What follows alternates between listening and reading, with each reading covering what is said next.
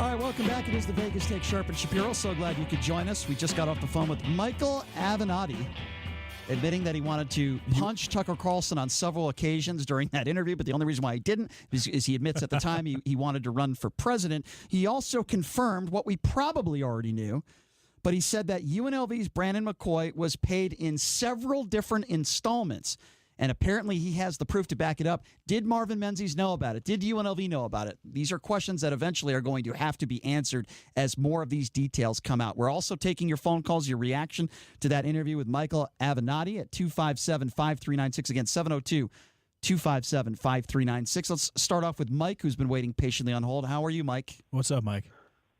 Good. How are you? Good. Doing well. Okay, listen, after listening to the segment, I have two quick questions. Yes, sir. First of all, so you had said, and I believe Michael Avenatti said there's many things he is not able to answer, correct? Well, I mean, I'll be honest with you, he answered a lot of the things that I asked him. He was pretty forthcoming. There's many things he wouldn't be able to answer, correct? Well, in regards to specifics with the R. Kelly case and some of his personal dealings with the, Federal Bank and wire fraud. What I'm getting at is this, is we all heard him say that he has invited Donald Trump Jr. 6 times to have an open debate and ask him anything he wants. That's what he said. How is that? Well, what do you mean, how is it? I believe him. He said that on the air. He said that on CNN and Fox News. How is Donald Trump Jr. allowed to ask him anything he wants? Well, okay. Well, let's try to be clear on that one, Mike. And I don't want to put words in Avenatti's mouth, but I don't think Don Jr. would ask him about his personal dealings with his bank and wire fraud charges. I think they're talking about policy. They're talking about the Trump administration. Of course he would ask him that. But why? Let's get on. What does that have to do with the political discourse? Why would he ask that? What does that have to do with political discourse? We're talking about Donald Trump, his administration, and politics. Avenatti didn't say anything about politics. Okay, I guess you're right. Don Jr. could ask that question. Okay, fine. You want. Okay, good. Okay. What was your other point? My main thing is this. You were saying about the domestic violence arrest of his, that the charges were fraudulent. They were. The charges, there were no charges even filed, by the way. Listen. You just did the victim merely a big disservice, because if you would have did your research, that's still an open case, and they can still bring charges. The DA, I can send you. They'll still bring charges. Do you know there's still a restraining order? He hasn't been charged with anything. It has been a very, very long time, and that doesn't mean. Wait, they said right now we don't have enough. We don't have enough evidence to file charges. Fine. You said they were fraudulent. Okay, I believe they're fraudulent. Yes. You going to sue me for that? No, well, you said also you're gonna. Are you a lawyer? Do you want to sue me for having it? I do a political talk show, Mike. What were you like the hall monitor in high school? Were you the kid in class that raised his hand? Hold on a second. No. I'm not trying to be anything, but I'm asking you a serious question now. Were you the kid in high school that raised your hand at the end of class and said, "Teacher, you forgot to give us homework"? Is that you, Mike? Were you that guy? No. It's a serious. Listen, all right, thank you. I'm not going to listen anymore. I'm going to the next caller because your train of thought is completely and utterly ridiculous. Thanks for the call, Mike. Yeah, 257-5396, 702-257-5396. Go to L. L, thanks for calling into the Vegas Take. What's on your mind? Hi, L. Hi, guys. How's it going? Okay, I listened to that interview, and I found him to be very interesting. I didn't see all the bluster. I don't know if the charges took some of the sting out of him. But, when you see him on TV, he's just this arrogant individual, and he's just out there. He was very relaxed, and, I found him very interesting.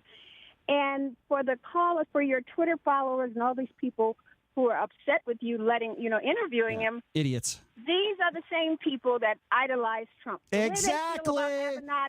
Elle, if I had a big prize. Is what I feel about Trump.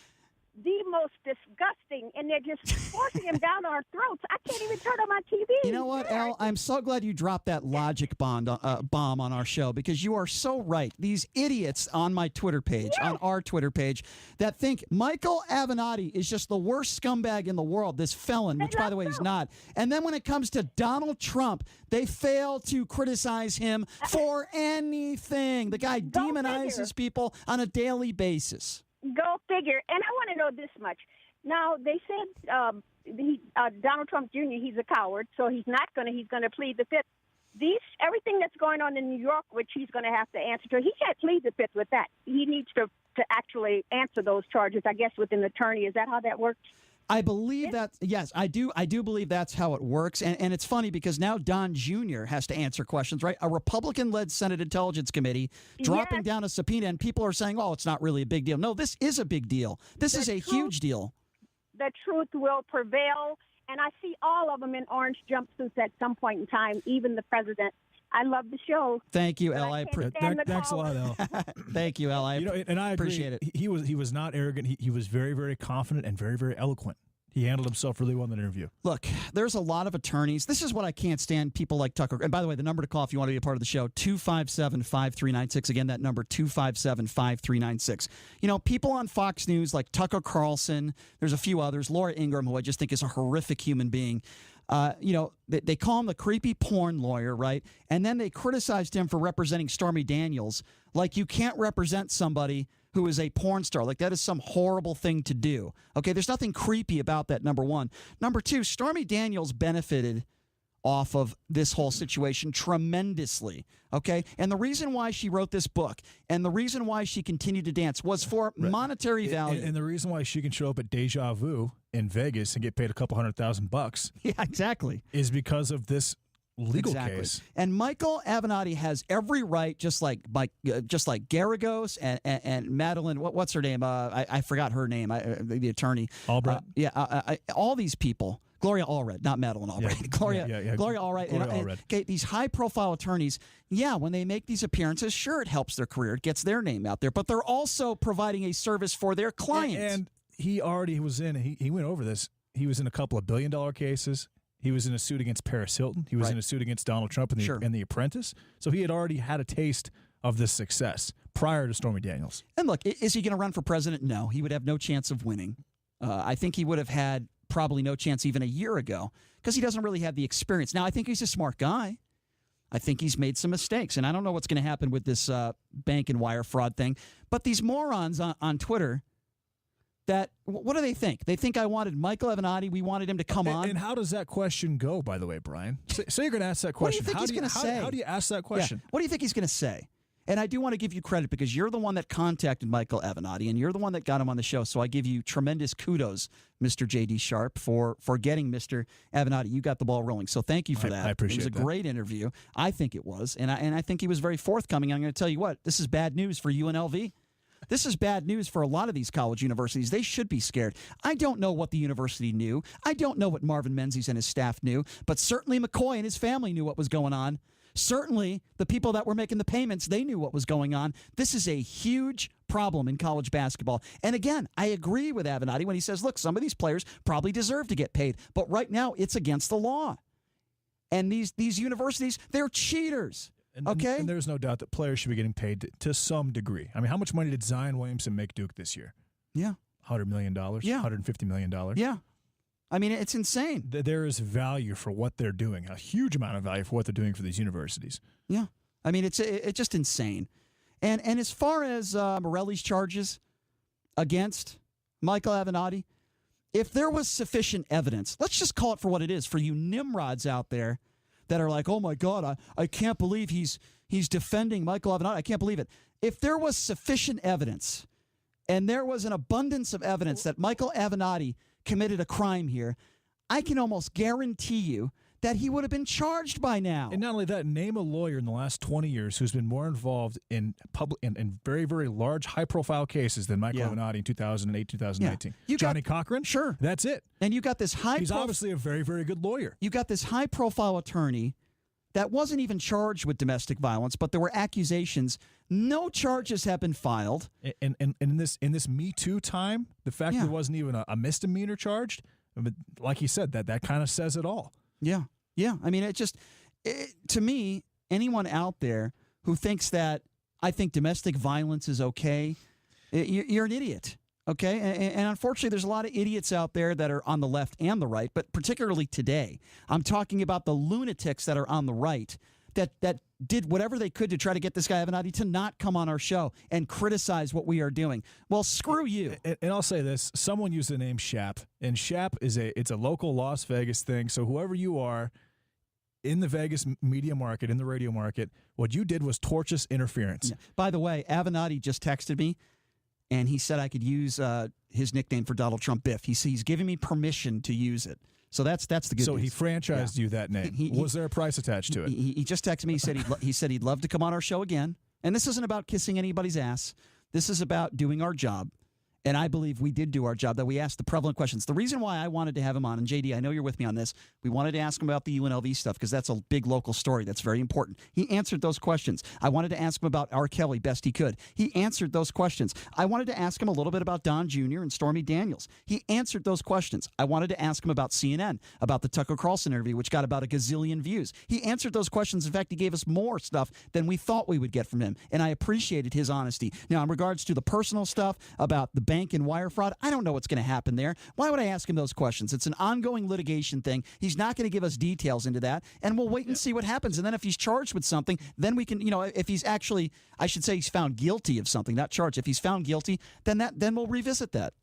But he is not. He is not a wife beater. And it's an interesting dynamic because I'm a Donald Trump supporter, but a lot of Donald Trump supporters say, "Oh yeah, his personal doesn't matter." Well, then why does Michael Avenatti's personal matter and Donald Trump's personal doesn't matter? Exactly. And by the way, he was right about Michael Cohen. That is absolute hypocrisy. Yeah. When him and Michael Cohen, got into these Twitter scrabbles, he said that Cohen was going to go to jail. He was absolutely right. The number to call 257-5396 702-257-5396. Let's go to Gary. Gary, thanks for calling in. What's on your mind, Gary? What's up, Gary? Hey. Thank you for taking my phone call again. Listen, I just want to say, why can't you be the Jerry Springer on cable of politics and issues and things in America? Well, I appreciate that, Gary. Let me just say, myself and JD Sharp, we're working on that. We're working on getting this show out to a larger audience. I can't really say any more about that right now, but we are. Is that fair to say? Yeah. Sooner than later, more people across the country will know what the Vegas take. Yes. Like, we can't say any more right now, Gary, but we're working on that. I don't know about Jerry Springer. I don't want to have a woman who thinks that, a guy that thinks that the woman had a baby with another father. I don't want to do stuff like that. That's not really my thing. Well, I want this guy Will that you call a racist on one side, and I want some black guy that walks around with his underwear sticking out on the other side, and I want him to discuss why they do that, and then get into a fist fight. Well, no, we don't want. I don't know about the fist fight, but the concept in theory isn't terrible. Yeah, well, we don't want any fist fights on the show. And by the way, for the record, I am glad that Michael Avenatti did not punch Tucker Carlson. I mean, some people would be glad at that, but he would have gone to jail. Let's go to Scott. The number to call 257-5396. Scott, what's up? Good, guys. So with McCoy at UNLV, if it was found and 100% clean or clear that he got paid, and wouldn't it be on the AD guys? Would you say, like, if all that stuff came down and it was on the AD's watch, should the AD be fired on the spot? Well, at that time, it was Tina Kunzer Murphy. Was Tina? No, Tina wasn't there. No. I apologize. I'm wrong on that one. It was Francois. I think there needs to be an investigation, Scott. And I really do. I would say that it would be more so on the person who was dealing with the representative of Nike. Right. Here's what we need to find out, Scott. Whoever that was. And look. But that could be like a third person. It could be. It could be a handler. We need to find out who knew, when they knew it. Did Marvin Menzies and his staff knew what was going on? Did anybody at the university know? I don't know if there would be a paper trail. I don't know if there'd be an email trail. But we need to find that out, Scott. I think it's all done, guys. What do I know? But it's done through burner phones. Yeah. Through third, fourth people. Right. And it's done through debit cards. So if, say you were a top-notch player, Brian, right? And I wanted you to come to UNLV, and I was the head coach. I would get somebody my assistant coach, to get somebody to give you a debit card. Oh, no question. $5,000. No, I agree. So it could never be related to come back to. Well, let me say, I totally get what you're saying, Scott, but if the FBI investigates this thoroughly, I'm talking about every university, I don't know if they're going to do that, but if they do, there's going to be some sort of paper trail somewhere, Scott. I'm sure you would agree with that. I think it's harder than people think. No, it's hard. You're right. Look at all this stuff that's come out, and all they got is a couple of flunky assistant coaches. No, you're right, Scott. I don't disagree with anything. Everything at this. It's Scott. It's you're right. It's extremely difficult. It's very, very, very difficult, Scott. And by the way, I appreciate the call, but just because it's difficult doesn't mean that the FBI can't investigate it, and we can't get to the bottom of what's going on here. The number to call, 257-5396. Again, that number, 257-5396. Wayne, you're next. Thanks for calling in, Wayne. What's on your mind? Hey, guys. How you doing tonight? Doing good, Wayne. What's up? Hey, great. The question was sort of what Avenatti was saying, but you guys are like, I think you guys are frivolously throwing around that, these college students should be paid. I don't know if you guys have really penciled it out or, fleshed it out, so to speak, because, if you're going to pay, let's say, the running back and the quarterbacks, the receivers and point guards and all that, you're going to have to pay the wrestlers, the swimmers. No, see, that's where I disagree. Wayne, I think it should be based on revenue, Wayne. Yeah, Wayne, that's where I disagree.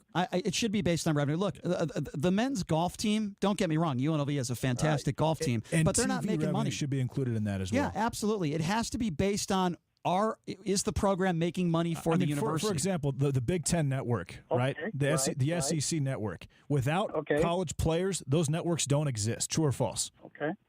True. And what do they have? What do you think they make a year in advertising? $75-100 million? Okay, right. You see where we're going with this, Wayne? I think. Okay, I agree with you, but then also too, you got to factor in that. Hey, first of all, some of these guys are in a college that's $60,000-80,000 a year to get a scholarship, right? Shouldn't that be part of the? In a perfect world, Wayne. In a perfect world, Wayne, if what we just described didn't work, here's what I would say to that. Look, I played golf and tennis in college. Okay, I was on a scholarship, and I'm going to tell you something. Just practice every day and going to class. I don't have time to do anything. It was tough to make any sort of money. I'm not talking about enormous amounts of money, but in a perfect world, every single student athlete at D1 should be getting minimum $100 a week. That gives them enough. It's not a lot of money. I get that. But it gives them enough money. If they want to go to the movies once a week, they can do that. They want to go on a date, go to dinner once a week, they can do that. I think we have to give these kids something than just a scholarship. Okay, well then, and one last thing then, and if you can, we're not even bringing in Title IX. That's going to be a whole new. That's a whole, and I agree, and that's a whole new ball game, Wade, and that's a whole can of worms for another show. Wayne, I appreciate the call. Very good call. Good questions. Thank you very much. 257-5396. Let's go to Bob. Bob, thanks for calling in. What's on your mind, Bob? Okay, I'm calling from Las Vegas. The thing that bothers me in the Democratic Party, you get bigots like Farrakhan and Sharpton, but you never hear, and they put down the Jews. I'm Jewish myself. Well, that's disgusting. Al Sharpton is a racist, disgusting person. Okay, but why doesn't Jackie Rosen open her mouth? Why doesn't Jack Tapper open his mouth and Butler and Brian Stelter from CNN? That's a lot of bull. They blame Trump for this. He's biased. He has a Jewish family. Yeah, there are racist. Not one word is said against him. I don't necessarily disagree with you, Bob, and I'm just going to speak in layman's. Look, Jesse Jackson, Al Sharpton, they're race baiters. Okay, if a black cop, God forbid, kills an innocent white person, you'll never hear a word from them. But if it's the other way around, they're going to scream to high heaven. I don't agree with that. Here's the problem: there are racist, bigoted idiots on both sides of the aisle. I'm sure you would agree, on the left and the right. We as the media and we as the people need to call them out. I don't care if there's an R or a D next to their name. I agree with you when it comes to Al Sharpton, and there are also people on the right that do the exact same thing. Okay, they categorize when Facebook put a platform out, and then they categorize Farrakhan as a right wing, which is a lot not true. He's left-wing. He hangs out with the Democrats. I guess that's academic to me, though, Bob. I don't really care what somebody's political affiliation is. If you're a racist, you're a racist. If you're a bigot, you're a bigot, and we need to call them out for it, regardless of what side of the aisle they're on. To me, that's unimportant. But why doesn't Rosen say anything? I don't know. You're going to have to ask him that question. I can only speak for myself and say that bigotry, even some of the comments that Donald Trump has made over the course of the last few years when it comes to immigrants, these people coming into this country, they're bad people, they're rapists, and I suppose some of them are good people. That is demonizing people, and I think that's a racist statement. I don't know if Donald Trump's a racist. I don't know what's in his heart, but he certainly said some racist things. That's true to a point, but they only demonize him. They won't demonize Farrakhan. Well, who do you mean? Well, Fox News certainly goes after Farrakhan and Al Sharpton on a daily basis. You would admit that, wouldn't you? Oh, yeah, but you don't hear anything. Well, because people are one word, Bob, bias. There are people. Fox News. I know it's biased. Yeah, CNN. It's biased. Yeah. Well, all I can do, Bob, and look, people call me biased. I think I'm a straight shooter, but people can. Yeah, sound straight shooter. I hear you on the radio coming home, and I figured. I appreciate. Well, Bob, I appreciate that, and you're welcome to call in at any time, my friend. I really do appreciate the phone call. Thank you very much. You have a nice All right. Take care. All right. So when we come back, this is going to be a lot of fun. Some ownership of Ellis Island. That's right. We had Derek Stevens, the owner of the D, that came in studio yesterday. It's like casino ownership week here at KDWN. We'll take a quick break. We'll be back right after this. You're listening to the Vegas Take on the all-new 101.5 FM, 720 AM, KDWN.